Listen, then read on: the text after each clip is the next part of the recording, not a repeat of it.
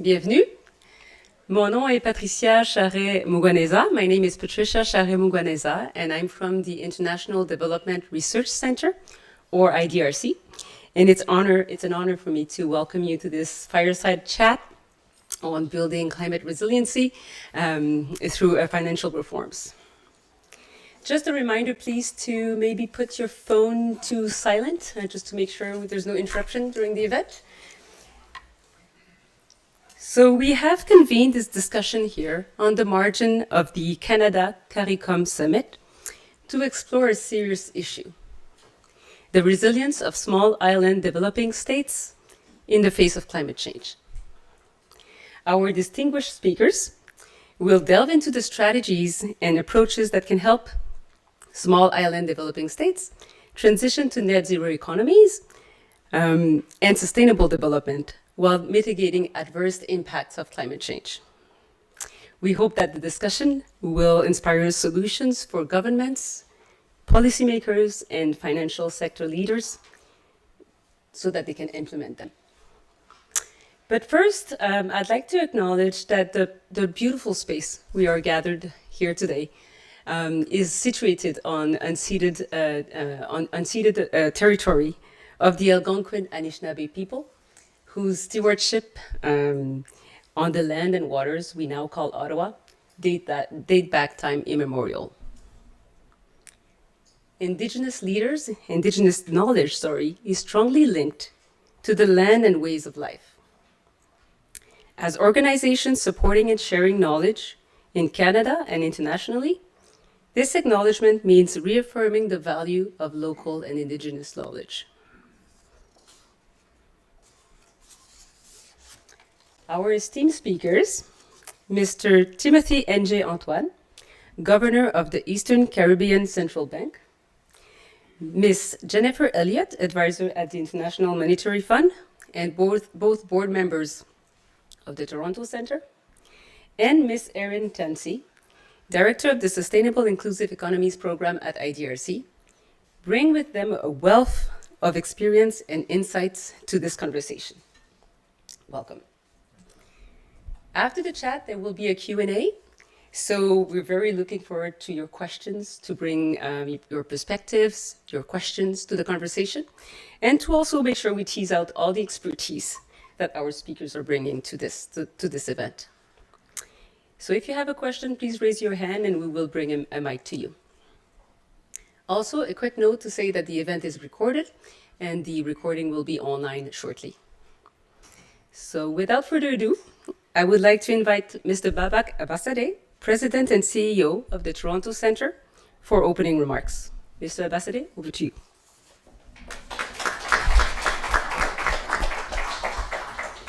Thank you very much, Patricia, for that very nice setup of the event. And we are really pleased to be collaborating with the IDRC for this event. For those of you who may not know much about Toronto Centre, I have prepared a 45-minute summary. No, but since our establishment as an NGO in 1998, Toronto Centre has trained more than 23,000 financial supervisors and regulators from 190 countries and territories. Our mission is sponsored by Global Affairs Canada, the Swedish SIDA, IMF, and many other valued international partners who work with us on project-specific issues. We believe our mission is complementary to IDRC's. For more than 50 years, IDRC has worked as part of Canada's foreign affairs and development effort to support and fund high-quality research within and alongside communities in the global south to drive global change. We are honored to be co-hosting this event with them. In 2016, now why are we interested in climate? In 2016, Toronto Centre was the first institution to offer climate risk training to central banks and supervisors because climate change is a substantial risk to global financial stability, equality, and inclusion. We saw that linkage. That was well before the establishment of any global body to deal with this issue in a systemic way. Today, there is a global momentum on the urgent need to combat climate change and to transition to a green economy. But finance is a significant barrier, especially for small island developing states who have contributed little to the problem, but are in the front lines of climate change impacts. Financial authorities have a key role to play to oversee their financial institutions' risks through stress testing to better understand the resilience of their financial systems, climate impacts, to build a financial ecosystem that can de-risk blended finance and domestic resources needed to finance a net zero economy, including supervising for greenwashing risks. Without confidence in the system, we as citizens will no longer be able to participate and be part of the solution. To help us make sense of this situation, we have brought tonight two members of our board of directors, who I'm very happy to be working with alongside. Governor Timothy Antoine recently joined our board, but he's intimately familiar with not just Toronto Centre, but the challenges of small developing island states, and is joining us straight from the IMF World Bank meetings in Marrakesh. So am I. We survived the Marrakesh experience, so we're here. And he hosted Toronto Centre's first ever climate capacity building program at the Eastern Caribbean Central Banks in 2019. Jennifer Elliott is a very strong supporter of Toronto Centre. Thank you, Jennifer. She is at IMF. For those of you who watch Mission Impossible movies, that's the different IMF. This is actually IMF that goes into countries and does serious work, and is a senior official at the IMF department that assesses countries' financial sector and offers technical assistance to rectify gaps. And Erin, we're very pleased that you're joining us also to provide some commentary on the discussion tonight. I hope you enjoyed the session, and Jennifer, I pass it back to you. Thanks, Babak, and thank you, Patricia, for setting us up so nicely. Governor, welcome to Ottawa. It's a little bit of a climate shift from Morocco, and I'm glad to see you're here. Thank you. And welcome to the Toronto Centre. It's a magical little place. It you. packs a lot of punch, and I'm looking forward to working with you at the Toronto Centre. So to start us off, let's take a look at the Caribbean, and maybe you can situate us a little bit at what's going on. To use an overused phrase, we live in uncertain times. I mean, really, it's very hard to talk about the economy now and talk about any kind of uncertainty. Unprecedented levels of debt, a lot of geopolitical uncertainty, fragmentation, conflict, etc. Everybody is a bit concerned. I mean, even in the last couple of weeks, we've downgraded growth estimates and so on. And for the Caribbean, hit hard by the pandemic, especially in tourism. But even before the pandemic, high debt levels, food insecurity, energy insecurity, and of course some climate disasters that have come your way. And we'll get to that in a little bit, but maybe to situate us a little bit on how it looks economically for you in the region. Right, so thank you very much, Jennifer, and let me say good evening to everyone. I bring you warm greetings from the Caribbean. That's why you have sunshine today in Ottawa. It's great to be here, and I'm looking forward to serving with you on the board and the rest of the team. Thanks for coming this evening. So, where we live in the neighborhood called the Caribbean, the shocks keep coming. And the managing director of the IMF has described it as a poly-crisis. The truth is that it never seems to stop. There was global financial crisis, then there was of course, the pandemic, and then now we have inflation, and of course we have the geopolitical tensions that have boiled over in the Middle East and elsewhere, war in Ukraine. So those are real challenges for us. In the Caribbean, notwithstanding all of those things, the economies are recovering after the pandemic. We have in fact seen significant growth in all of our economies, and we expect that by the end of this year, certainly next year, almost all the economies will have returned to pre-pandemic levels of growth, output, pre-pandemic output. So that's a positive thing. If you take Guyana out for a sec, Guyana is growing at 40% because of oil. This year, the IMF projects that we'll grow by about 4%, next year by about 3%. So the growth is on. Tourism has been, for many of our countries, the biggest driver because that is our biggest export for many of our countries. And since we're in Canada, you may want to know that about 2 million Canadians go to the Caribbean every year. Last year, 2 million Canadians went to the Caribbean.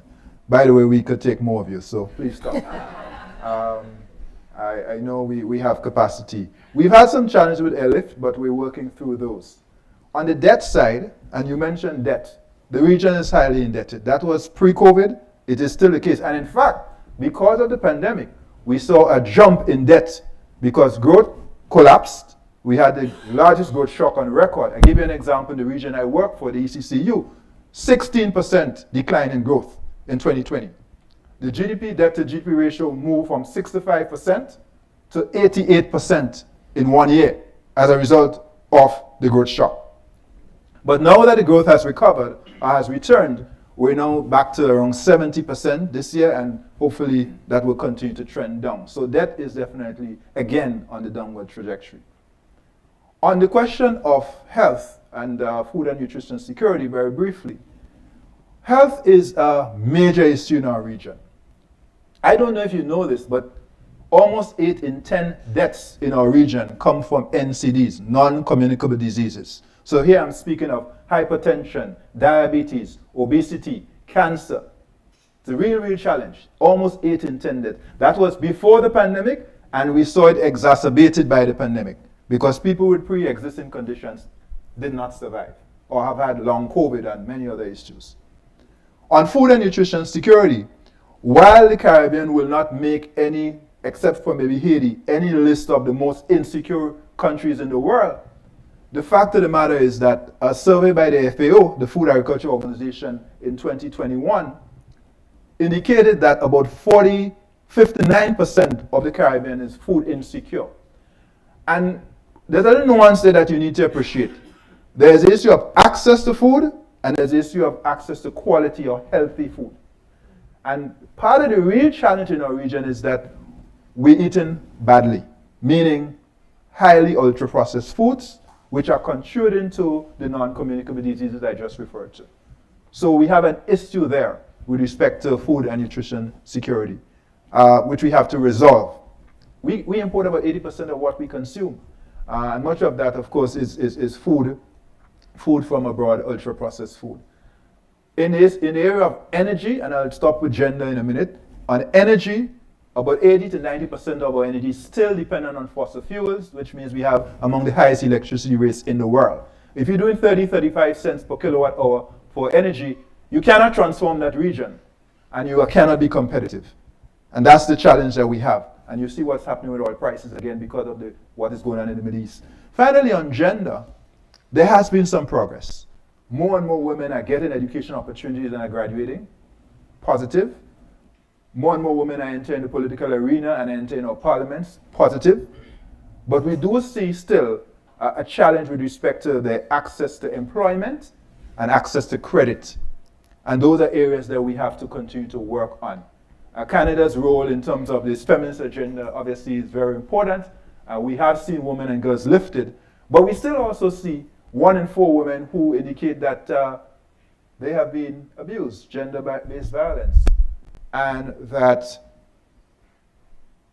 abuse or violence between a man and woman is a private matter. So you see the depth of the problem that we're dealing with. So that's a quick rundown on the Caribbean. That was quite a rundown. Thank you very much. Let's turn to the climate then. I mean, against that backdrop, you have a history of climate disasters. So a study we did at the IMF showed that out of 511 small disasters that befell small states, 2/3 were in the Caribbean after 1950. So that's 250,000 deaths in the Caribbean because of climate catastrophe. Yes. You yourself had a couple of very close personal brushes. You had, when you became governor, there was a hurricane that hit Dominica that same year, which was quite catastrophic in your own country in 2004 in Grenada, and that the economy still feels that. It has a very long tail, as we say, right? Yes. But you have distinguished yourself in 2014 in your approach to debt relief. You had a different idea of how can we, in the tale of a disaster, how can we look at debt relief? And Prime Minister Motley, who many of you will know, and that Barbados is the champion of climate finance, she attributes the Bridgetown Initiative, which was a major step forward for climate finance and the focus on climate finance, she attributes that to your approach. So we all want to know, what was that approach? What did you do? Well, that's kind of Prime Minister Motley, who has been a fearless, tireless, tenacious champion, advocate really for not just climate, but for small states, and frankly now for the global south. That's how far that platform has gone. So you're referring to what we did in Grenada. So quick backdrop. 2004, we get hit by Hurricane Ivan, 200% of GDP. I am then the Deputy Minister for Finance in Grenada, Permanent Secretary of Finance, for those of you who are familiar with our jargon. And I get a call from Standard & Poor's. Mr. Antoine, very sorry to hear about your loss. How are you? By the way, we done great in Grenada. And I don't know about you, but that struck me as very crass, very harsh. Conceptually, I understood what happened there. We were not in a position to pay, and therefore they had to downgrade us. But in my heart, I felt at the moment of greatest need, that's the message. How could that be? Well, we got downgraded and we had to figure it out. But 10 years later, and we got hit by another hurricane and then the global financial crisis, and we had to restructure our debt. And at that moment in time, working with a team called White Oak, we basically decided to bring this innovation called a hurricane clause at the time. What is that? Essentially, it's a debt standstill. That simply says, if we get hit by a certain magnitude with a natural disaster, we put a freeze on our payments or debt servicing for a period, 1 year up to 3 years, and then we resume payments. What do we do with the cash that we put that liquidity towards recovery? And if you think about it, for many of you, certainly in our region, during the pandemic, our banks gave moratorium. That is to say, businesses and households were given an opportunity to not pay the debt, not pay the principal, or just the interest, or principal and interest for a period, 6 months, 1 year, 2 years. During the period of the pandemic, during the period when the hotels were shut, and then they were given a chance to resume payments when the economy reopened. Same principle with government. So that is what we did. First with bilaterals, then the commercials, and then we negotiated something with the Paris Club. Barbados, so I'm coming now to Prime Minister Motley. Barbados, in restructuring its debts in 2018, 2019, took it to a whole nother level and put those clauses in. So today, Barbados has is the single largest sovereign issuer of debt with what is called the Climate Debt Resilient Clause. And I will conclude by saying Canada must take a lot of credit for its leadership in getting the G7 and now the IMF and the World Bank to embrace the Climate Resilient Debt Clause and to put it in new instruments. It took us almost 10 years of advocacy, pressing, stressing, constantly engaging. But here we are with Canada's leadership, common cause with the UK and others. We now have an acceptance of the Climate Debt Resilience Clause, Climate Resilient Debt Clause. What that does is provide liquidity in the event of a major natural disaster. So that's an advance for our countries in terms of resilience, fiscal resilience, because the truth is the shocks keep coming. One quick stat. I'm a numbers guy, so I will throw out numbers tonight, not because I want to bore you with the numbers, but I get emotional about these issues, but I understand as economists, we have to have an empirical basis. So I use the numbers to make the point. In the Caribbean, and this is an IMF study, and I learned with that, the frequency of natural disasters in the Caribbean is 6.5 times higher than anywhere, 7 times higher than anywhere else in the world. 7 times higher than anywhere else in the world. And the losses from those disasters are 6.5 times higher than the global average. Are you seeing what I'm saying about the vulnerability? So these are the lowest emitters of greenhouse gases, but the hardest hit. That's the challenge. That's the vulnerability that we're dealing with.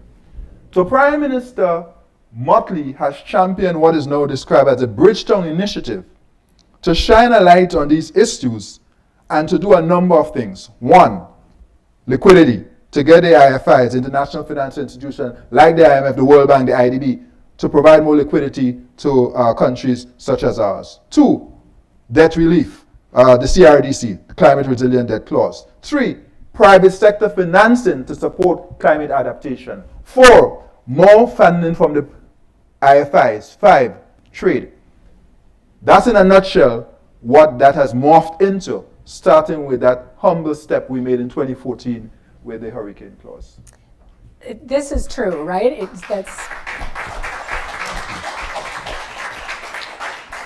I'm not going to suggest my institution is colorless, but it is not.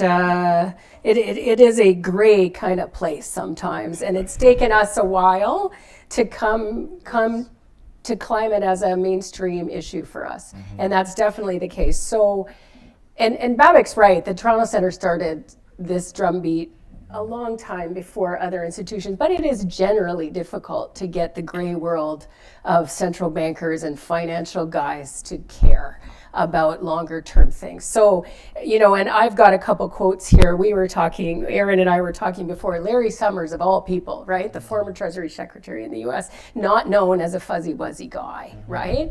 Has given a report for the Indian G20 presidency this year and said, multilateral development banks have to do more. Yes. We have to do more. The bank has to do more. Everybody needs to do more. Our managing director says we need to do more. Everybody's saying this. It is really that evolution over the last 15 years to put it front and center in finance.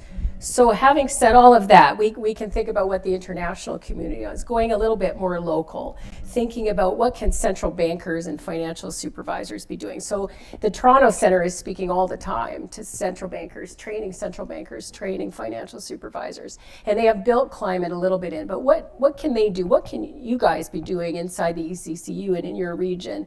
What kind of reforms can you come to the table with? So the first recognition is that climate risk is financial risk. Climate risk is financial risk. Central banks, financial regulators have to pay attention to the climate. Physical risk, like a natural disaster. Transition risk, where you have to move from fossils to renewables. Black swan events, 1 in 100-year events. We have to assess those. So what we have been doing is raising the consciousness, starting with the Toronto Centre, as Babak mentioned, in 2019, building out action plans. We've now, with that capacity building, prepared training in terms of guidance for how our licensees ought to report on the question of climate.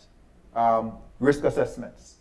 So risk assessments, very important. What risk are you dealing with?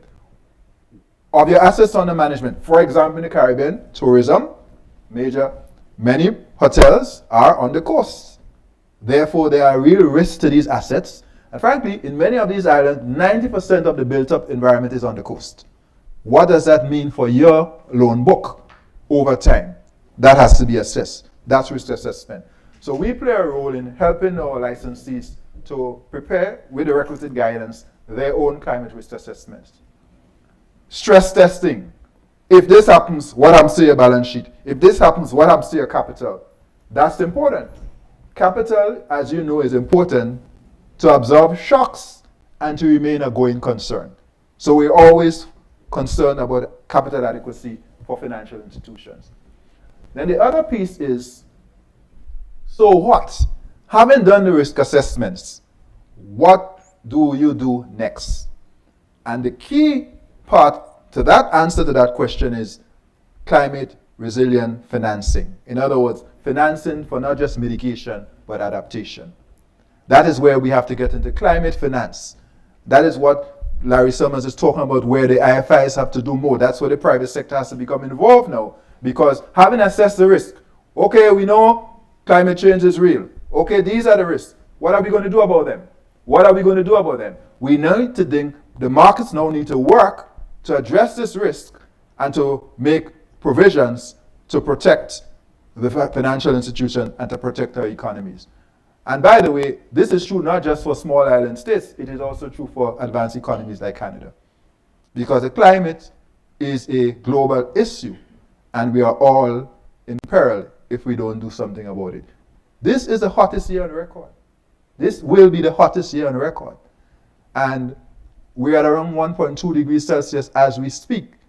The mantra in Paris in 2015 was 1.5 to stay alive. We're now hearing from scientists that we could be hitting 1.5 before 2030, not every year, but in some years. That's how serious the situation is. So, Jennifer, we are in fact on the job with the risk assessments, but we recognize that we have to go beyond that and actually finance resilience. Great. So that takes us to actually a question of scale, right? That is so when we're thinking about financing, so the estimate for developing countries to hit the Paris Agreement implementation is, what would be needed is $2 trillion a year. $2 trillion a year, and right now they're getting 400 million to make this transition. So that says that we need private money, and private money has been slow to come in. So what do we do to hit that scale? I mean, people talk, there's a lot of discussion about private finance now, but the money is not coming. And private sector investors like their money back. So it's usually a different ballgame than public money, which, you know, we make agreements to fund things that the private sector won't fund often. Given the scale, we can't avoid private finance, maybe. What do we do about private finance? Well, I think they're absolutely clear that we cannot solve this problem with governments alone. The government of Canada, even if it tripled its climate funding, and other countries did the same, we still wouldn't solve the problem. The private markets have to play a role, and there's significant excess liquidity in the market, including in Canada, with your pension funds and some of your institutional funds. What we need is a collaboration between the public and private sector to help de-risk some of these investment opportunities. What do I mean? So a country that wants to do geothermal, for example, needs to have some concessional resources, grants or concessional funding, to first of all prove the resource, do the test drills, the test wells, do the drilling, and establish that the resource in fact is viable. The enthalpy is strong, the permeability is good, so it could come out of the rock and you can create electricity. Once that is done, you can then enter into arrangement with the private sector to build out the geothermal plant. I'm being very granular here because I don't want to be up in there. I want to make sure you understand the specifics. That is the public sector needs to play a role. So an IFI, for example, or Canada, in helping to get that going. Once you've taken it to that level, the private sector can then come and bring capital to actually build the transmission and the distribution. So you need that partnership. That's a specific example. What is happening now is that the private sector sees it as too risky and they're not touching it. So you need to have public capital come in, de-risk it, and then the private come and then you lift it. And then you enter into agreements with governments, off-take arrangements. That's one example. Second, we have to leverage the suite of products from the international financial institution, like the World Bank, like the IDB and others, to help mitigate risk perceived or real by the private sector. So for example, in some countries, the private sector is concerned about political risk, and quite rightly so. They want to make a return and they have concerns. But that's what you have AMIGA for, the Multilateral Investment Guarantee Agency of the World Bank Group, to bring that political risk insurance product to the table to mitigate that risk and to make it possible for them to go into a country, a frontier market, a developing country, a small island state. In the Caribbean, and I turn back to the Caribbean for a moment, many of our countries are members of MIGA, but do not have any guarantees issued by MIGA. That needs to change.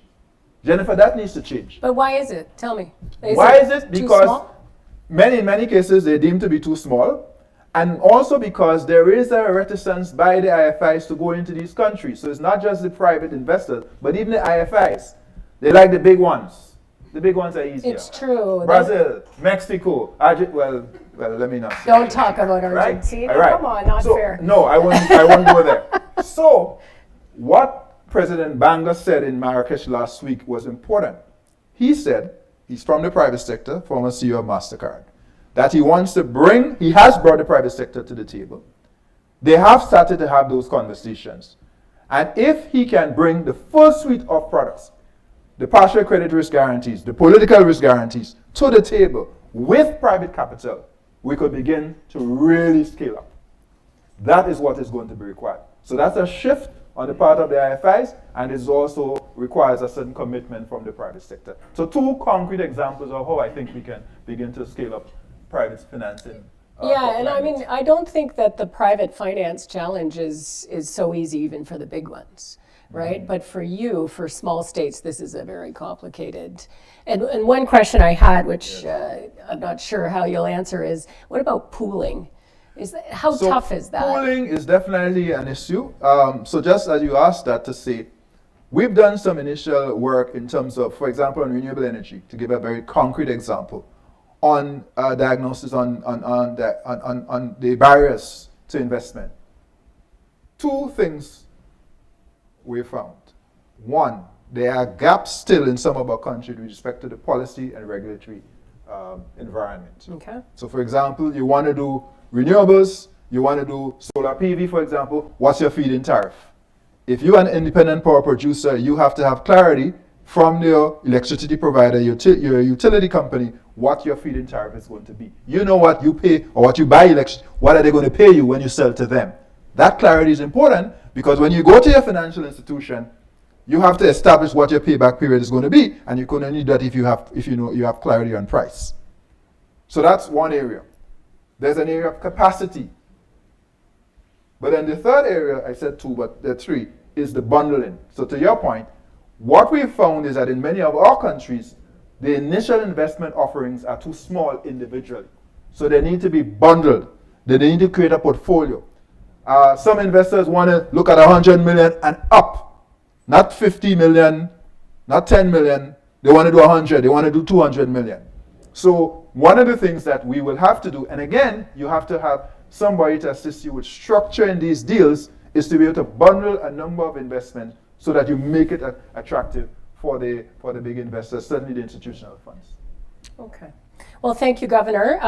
We're going to turn to Aaron Tansey, who is the director of the IDRC's Sustainable Inclusion Economies program.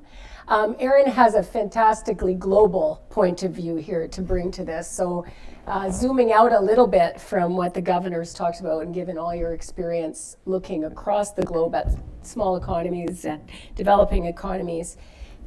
All right, this is going to be a long question, but we started with the state of the world and the economy. And if you're a policymaker, you're a governor, you're doing economic reform, you have a lot on your plate. For stakeholders thinking about reform agendas, where should they put climate? And how should they think about how climate fits into an overall reform agenda? Given everything that the governor is dealing with. So much has been said. Thank you so much. For those maybe 1 or 2 people that don't know IDRC, we fund research in the Global South, and we're part of the Canadian government. Been around since 1970, a very good year.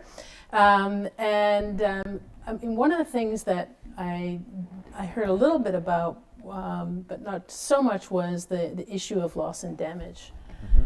Specifically for small island developing nations. And that's something that I think, our organization has been actively involved in, trying to look to see from a Global South perspective what took so long. I think the small island states have been trying and clamoring for a loss and damage fund since 1991, and finally there was some movement at the COP27 last year. But even in this whole year, not much has happened. There's still so much confusion. Who's going to host it? Whatever.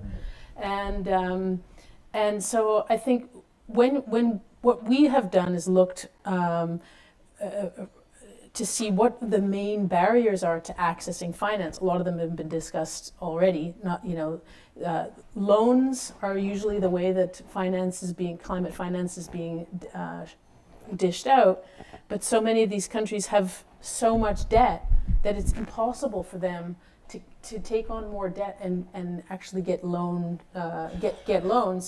And if you look at it from a climate justice perspective, really, like as the governor pointed out, they're these small island countries that have absolutely very little to do with the situation that we're in today in terms of climate change, and yet they're the ones that get told by Standard & Poor's, sorry, you're basically out of luck.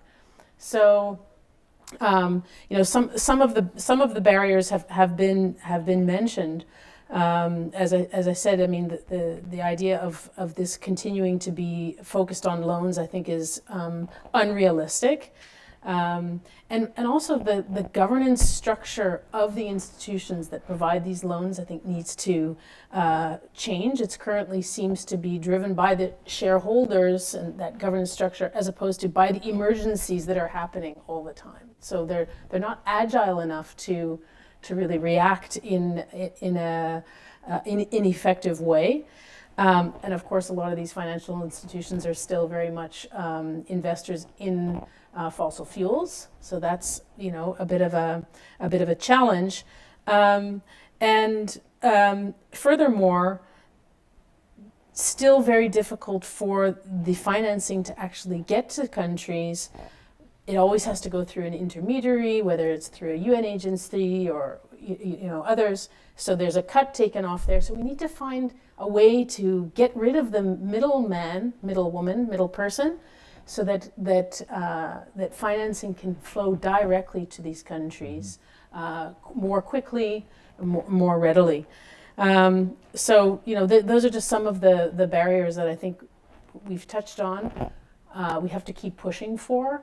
And at the loss and damage discussions that are even happening today, I think that as long as developing countries continue to push to have a voice there, I think there is some hope that things will change. But ultimately, as has been said by so many, and by all the research that we've supported since I think 2012.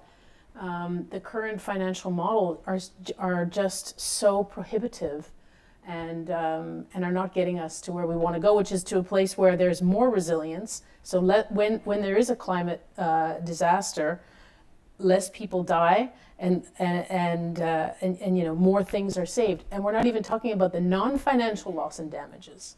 Right? I mean that's a whole other measure of things that loss of way of life, loss of culture, loss of so many pieces that the economic model just doesn't show. But if you're looking at the impact on a human being, on a family, on a community, those are huge things. So that's what those are some of my thoughts. And central bankers, I think, also have a big role to play. We work with the Alliance for Financial Inclusion, which is based in Malaysia, and they have about 60 central bankers from developing countries. And we're trying to help them, I think, build their capacity, like the Toronto Centre, in some of the things that are written in the Paris Agreement. So among all the other things that central bankers have to get their head around, they have to be able to get their head around aligning their policies to meeting the targets on climate. And yes, you could say food, nutrition. Yes, you could say all of these issues are huge. But with a burning planet, everything else, falls away. So more building of capacity there, I think would also go a long way. And what's it going to take for more bankers, central bankers, but other bankers, right? Real bankers to build that into their thinking, Governor, based on you're coming from a region that gets hit by it, and that's kind of your point, right? But everyone else can be a little less educated if they choose. So how do we cross that barrier? Well, or do you think it's really a barrier? I mean, things have changed, right? I think things are changing. I mean, look at what has happened this summer with the fires, the floods, the droughts. I think we've come a long way in the last couple of years through lived experiences of persons both in the global south and north around climatic events, unseasonal extreme events, to really bring the focused attention that something has to be done. And then just the heat. I mean, the heat is really on. So I think reality is hitting home, but we have to build capacity. And that's where the work, for example, of the Toronto Centre is really, really important.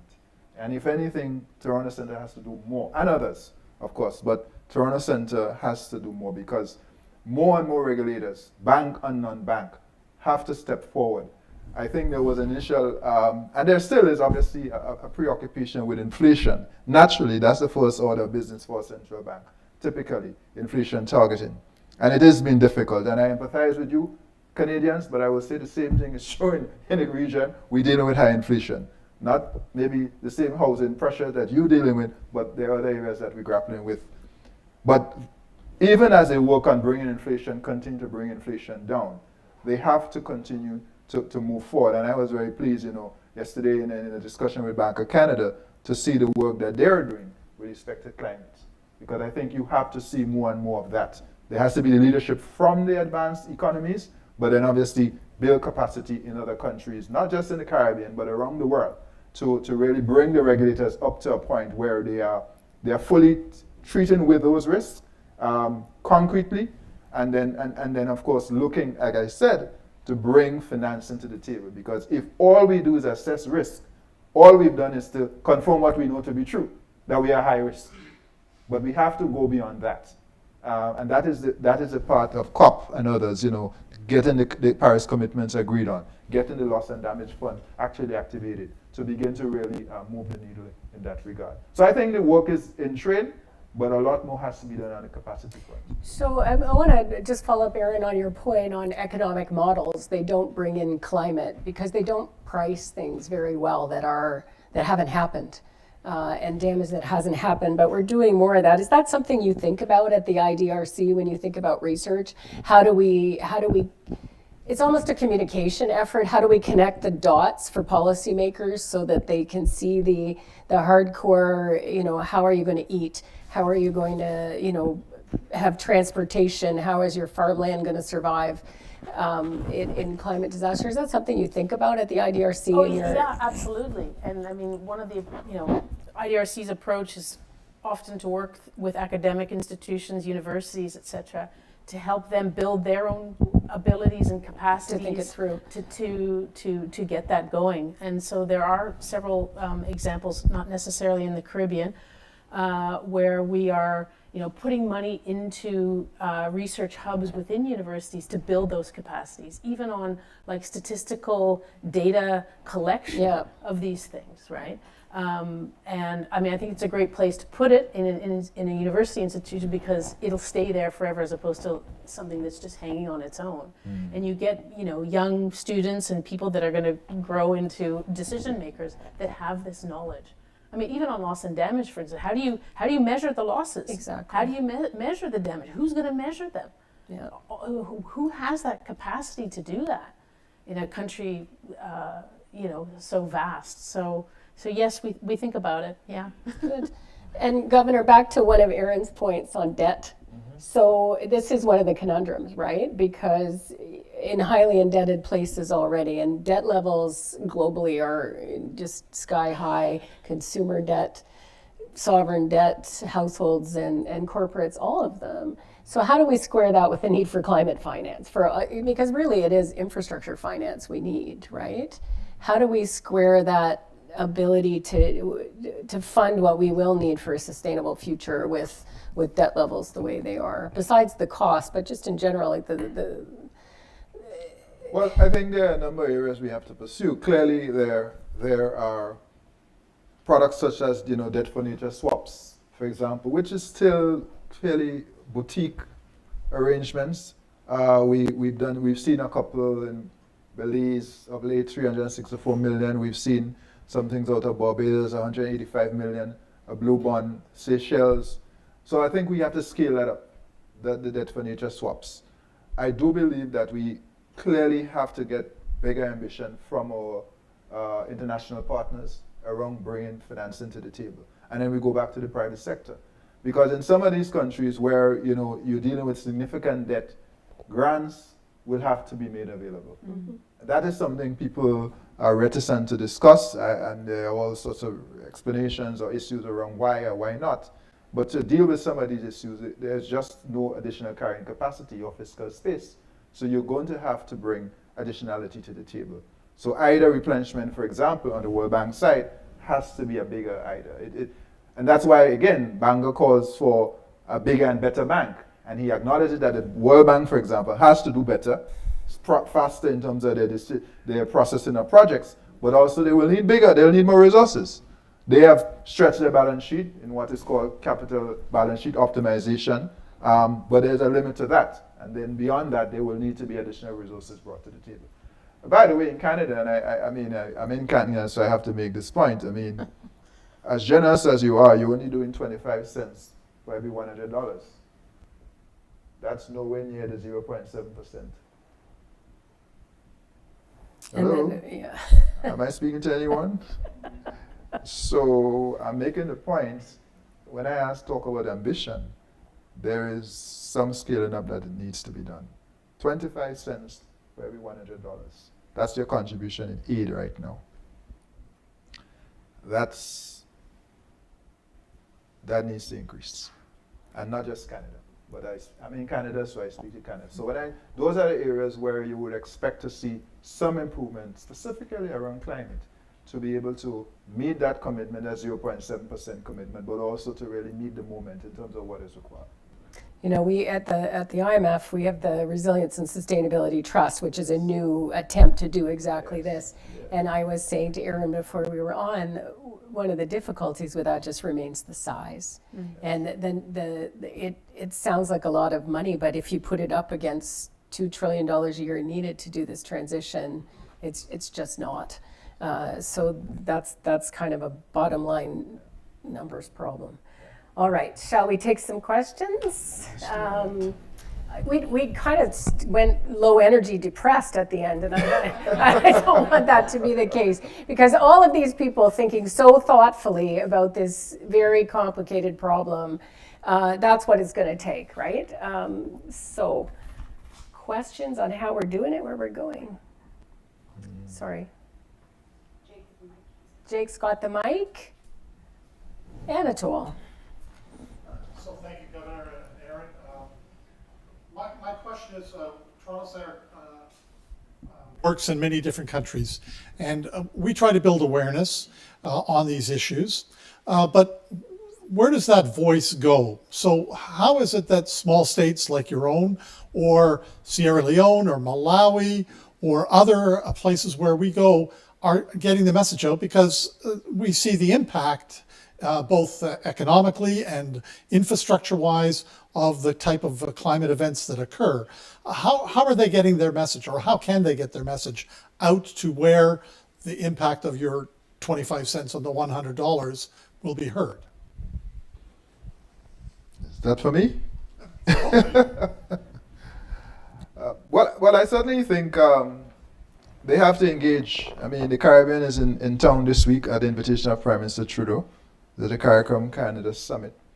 And I think they have to engage not just government to government level, but people to people level. I mean, Canadians may ask, well, why should we care about this? Given all that we do, and should this matter? And I think the answer goes back to something the late Prime Minister Lester Pearson said. People who have should have those who don't, because it's a moral and right thing to do. That is still the case today. I know some of us get a little tired and we get a little wary, and is aid working or not working? Well, it is working, not always as fast as we would like, but there are stories around the world of how people have been lifted out of poverty. How, in fact, women are making great strides and getting into the labor market and expressing themselves. So I think that's the first thing. But there's also the issue of not just, it's supposed to be for caring, right? Canadians are supposed to be caring and compassionate. So I'm speaking to Canada, but the same would be true for any capital that I go to. I would speak directly to the people, because a lot of times it's a political decision around the question of additional resources. So the technical people get it, but then you have to get the politicians to then also make the decision. And sometimes the issue is around whether or not the citizens truly understand how their aid is making a difference around the world. I think people also have to recognize it is in your constructive self-interest so to do. The planet is on fire. We're no longer talking about global warming, it's global boiling. And therefore, if you don't take steps to help address this problem around the world, you're not going to have a planet to live on with all your income and with all your pension funds. We need a livable planet. So I'm saying persistent space. I think capacity building is key, and that has to continue. And eventually you get to a critical mass. But I'm also saying you have to operate in different theaters. You can't just operate in the technical sphere. There is a political sphere, and frankly, we have to speak to people, and people have to also make their commitments. Because so this week, I hope there will be opportunity to speak to the Canadian citizen, the taxpayers, to help them understand why this is important and why they have to, if anything, have more ambition in terms of helping this cause. That's a job for all of us to do. All of us, including me, and I am prepared to do my part. The only other thing I would add is have faith in the young generation, because I think what I see from their activism and their engagement in in the climate discussions, even at the level of IFI and MDB reform, is quite amazing. In the Global South in particular, they are not willing to stand for the economic system that has got us to where we are today. And they are there making their voices heard. They need to be given space, energy, and support. But it's their planet that we are gambling with. Yes. And I have faith in them. And also, they are the drivers of small and medium-sized enterprises that is the engine of most economies. Yes. And that's another avenue that I think many people work in that space, but to allow small and medium-sized enterprises and even micro-enterprises, have them to get them to understand that by them doing and making choices differently than previous MSMEs, they can actually make a difference. It's a slow game, but I think that's what gives me hope. So the young people and the small and medium-sized enterprises. And you could add technology to that, couldn't you? Oh, for Erin? sure. Yeah. I think the young and technology give me hope. I think that's where, many of the solutions we have to clean energy are relatively recent, really, right? And they've come a long way. And as they become more economical, you hope, right, on a big project basis as well. We have more time for questions. Mala. This is my former colleague and an insurance regulator, so she knows all about disaster and CAT. Yeah. Well, thank you. Thank you very much for this very engaging chat. And truly, I think, Governor, you brought the whole picture of hurricanes, and we empathize with the issue. Such big challenges. I'm just wondering, do you put equal weight on you did say non-bank once in your chat. Do you put equal emphasis on the insurance side as well, just to make sure that sector is also robust and can contribute to absorbing some of these risks? Yeah, so I didn't hear much about insurance, so that's why I was thanks for asking. And yeah. insurance is so crucial in this regard, because obviously at the end of the day, it's the capacity to transfer risk. When we did the work with Toronto Centre in 2019, we did invite some non-banks, but we went beyond that and Central Bank, we don't oversee or regularly supervise insurers, but what we did was to take our learnings to the non-bank regulators and engage them. And we continue to do that.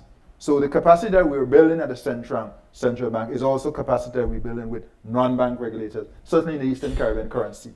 I can speak for the region that I work for. But I will also admit that more work needs to be done with respect to insurance and this whole issue of climate. I think we have a lot of work to do. So if you ask me, a lot more capacity building is required in this area. And as a general rule, the starting point is that the resources allocated to bank supervision are significantly more than those allocated to insurance supervision. Very typical. Right. So that's a baseline, that's a starting point, which also brings some urgency to what we need to really be doing around that. So it's a very important question. And again, I hope Toronto Center could continue to expand its work, its impact in this area.